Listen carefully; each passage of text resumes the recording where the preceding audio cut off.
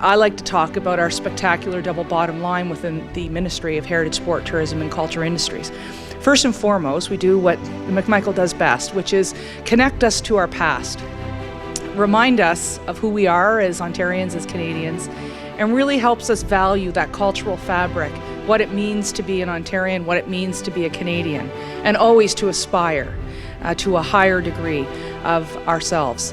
The second thing is we are a major economic driver in this province. We represent $75 billion in economic activity. And just put this into perspective, that's larger than agriculture, mining, and forestry together. It's also larger than the GDP of Manitoba.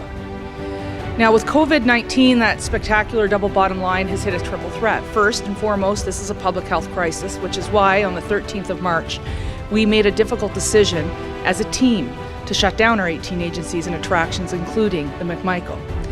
Second, we are dealing with the economic crisis, no question about it. That's $75 billion, as Chuck will tell you, of economic activity shuttered overnight. And third, and finally, and this is why I'm here today, is we have a social crisis. We've done a very good job as Ontarians, as Canadians, in telling people to stay 6 feet apart. We've been pretty good at asking people to self-isolate and social distance. But now as we move into stage 2 into some areas of the province and stage 3 into others, we're dealing with that social crisis, the reticence of people wanting to get back to their former behaviors and their old habits. And so that's why we're here today.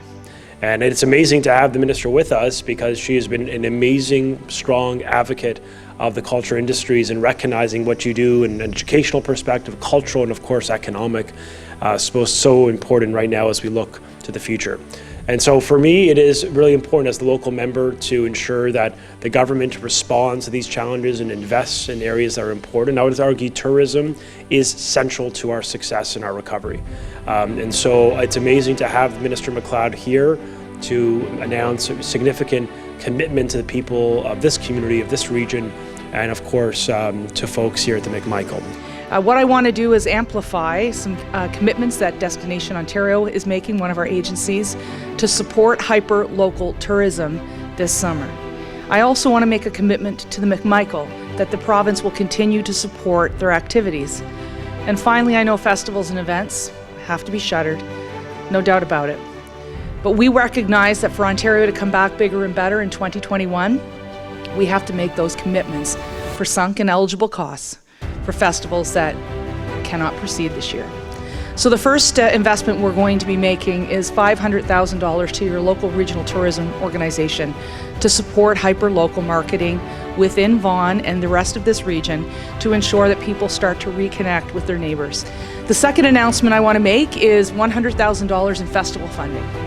Although Winterfest may not proceed and we still are working with Canada's Wonderland to ensure that when it's safe to do so they can open, we want to make sure that they are viable next year for their festival. And so we are making that $100,000 investment, and that's important.